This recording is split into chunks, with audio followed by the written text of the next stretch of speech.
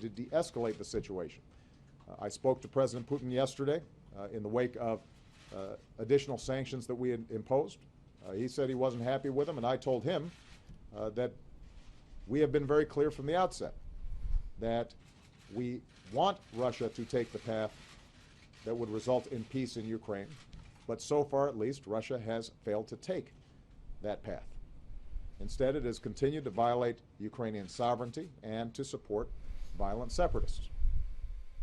Look back over every presidential administration you care to research, and one thing will always be the same. No matter how the leader of the free world handled a foreign policy issue, there will be critics who will use as their first line of attack, such and such would have done it better.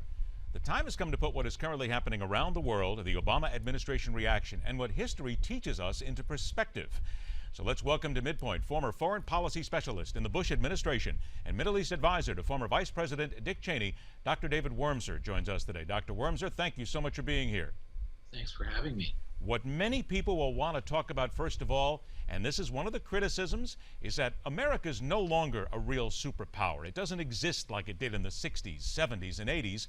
So there are those who would say that, wait a minute, a do-no-harm foreign policy is about as far as a president can go these days. Is that a fact, or is that simply just an underestimation? Well, I think the very concept of a do-no-harm foreign policy masks the fact that oftentimes you're doing harm by doing nothing, or by trying to make friends or so forth where friends cannot be made. Foreign policy demands, as you said at the beginning of the segment, it's a historical perspective. I think if we're going to be a superpower, obviously power has to be an element of it, and this administration has made it very clear from the beginning that it sees the exercise of power to have been one of the causes of anti-Americanism, that it had been one of the causes that had caused the humiliation of certain peoples or places, feeding on perhaps the historical enmities that arose from a colonial era, and that we played right into it by exercising power uncautiously and arrogantly, and that as a result, the diminishing of the use of power, or even the denial of using power, in many circumstances would lead people to begin to realize that we're not really their enemy. Now, at the very core of that is an assumption that it is the humiliation at the hands of Western power that caused the resentment of the West and that caused the enmity that we face, which is a questionable assumption. And I think what we're beginning to see around the world is that in many cases, there are simply people who see the vacuum of American power as an opportunity to assert themselves, oftentimes opportunistically, sometimes out of a reason of ideological hostility, and they don't see a closed door in front of them. These are circumstances where our desperate efforts to try to make ourselves liked rather than respected have come home to roost. Those last couple of words you said is something that I think I have talked to people about in debates now for decades now. It's that liked versus respected. So then how do we learn from history, from past presidents such as Clinton, H.W. Bush, W. Bush and such, how to be respected and maybe not care about being liked? Is that simply it? We just need to stop caring like so many other people. I'd rather be respected than liked, and learn that that is the best thing on a foreign policy stage? Well, there's a certain degree of fatigue in the United States with foreign policy and with interventions abroad. The only problem is that some of our enemies, well, you know, among them Kim Il-sung's gone, but the North Korean government, the Iranian regime, and so forth, they'll come after us if we just let down our guard. The like versus respected historically, generally speaking, that like and respect go hand in hand. There were previous presidents who may have more emphasized being liked than respected, but understood the role of both.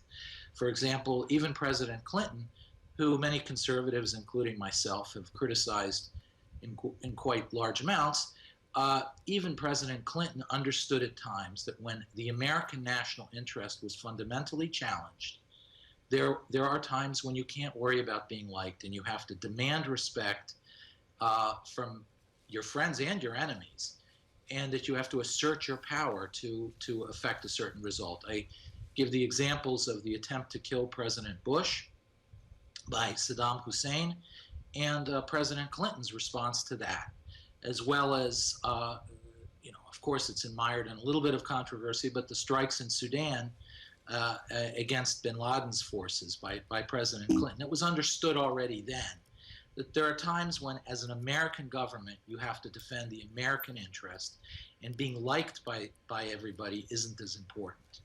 That builds respect, and people then find ways to like you because you're respected.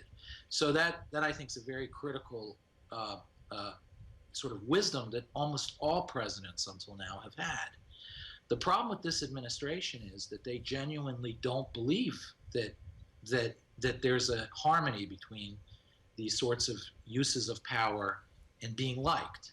And they issue from that fundamental assumption that people dislike us because of something we have done to them, and that therefore being assertive and defending our interests aggressively will only deepen the problem, not help it. I think if you go to the president's speech in Cairo as well as his speech in Prague, both in the first year or so of his administration, it is infused with this idea.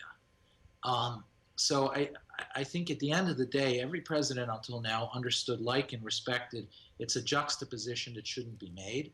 Basically, we should seek both, but in the end, they actually work together often. This administration seems the first to not understand the connection between the two. This administration, then, and understanding that, it almost seems as if there is that velvet glove mentality that is here. I want to see and make sure that we still have Dr. Wurmser connected here. Do we or not?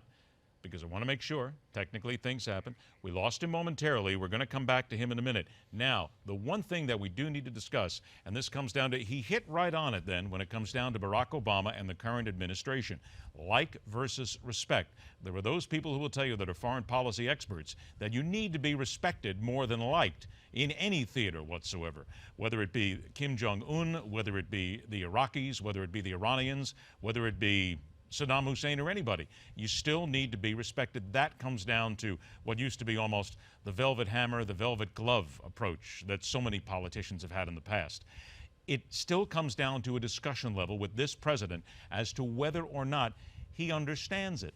Do his people understand it? And can you even get away at this stage of our existence with having that velvet glove of wanting to be liked? If you look at what has happened many times, certainly we have presidents over the years who have taken time, such as Bill Clinton, who often lent themselves out to other administrations and other governments and said, we still want to be the good Americans. We still want to be the people that are seen as being humanitarian at every single step along the way. George H.W. Bush, George W. Bush, father and son, same things. These were still men who believed that you still needed to show people that we as Americans, we have that ability to be humanitarians more than anything else, that is the first thing that we need to do. But if you look then at how things have happened now, certainly with current governments, it doesn't work. That's part of the biggest problem that we have in foreign policy. If you talk to the foreign policy experts, they will tell you that, and many of the people that we've had on this show will tell you that foreign governments simply do not respect the United States at this time. The reason why is because they see a president as soft. You're dealing many times, and again, we still have to fall back on what foreign policy experts would tell us, those who have been in the field for many, many years. These are the ones who would tell us that you simply have to still have that humanitarian side, still have the velvet glove. Dr. Wurmser, I know you're back with us here. We apologize for the technical difficulties, but the couple of minutes we have, I want to focus on what is that velvet glove. Is it possible in today's world of foreign policy for an American president, knowing that you have people like those who lead North Korea, Iran, Iraq, Russia, for instance, with Putin, can you have that velvet glove? Or do you just have to come in with the hammer and be the hard-nosed guy every single second because it's the only thing that they will be able to respect? Well, I think that there always has to be at least the knowledge that we have the hammer and that we can use it when we need to. If you understand your interlocutor or your opponent, somebody like Putin, there may be areas where if we clearly make it very clear to him that there's a hammer back there, that he may want to deal with us on a practical basis, and then maybe we can deal a little bit more softly. You know, the thing with the Ukraine, I understand there are elements in Putin's foreign policy that emerge also from deeper Russian nationalistic and identity issues. But the first thing that has to be made clear is that we're a no-nonsense country, and that when we say something, we mean it. I think one of the most dangerous things you've been seeing lately is this inflation of language of response that is followed by absolutely nothing. How often have you heard State Department officials or secretaries of state or presidents even lately say, this is an unacceptable action, or we will not tolerate? And yet then we go about tolerating and not doing anything about it. The bottom line is that language can be used if people take very seriously the hammer you have on your side. And it would seem, very frankly, that there are many leaders around the world right now who simply don't believe that America has a hammer in the toolbox, no matter how we get down to it on any single issue whatsoever. Dr. Wurmser, again, we apologize for the technical difficulties. Please come back again and let's do it again, because there's so much more that we can talk about. It's fascinating to have you on the program. Absolutely. Thank you. Thank you very much. We will have to come back and revisit this because it's not going to get any easier. On the docket next, why is it women don't donate as much money to political campaigns as their male counterparts? The differences and the similarities that drive those handed out dollars when we continue right here on MidPoint.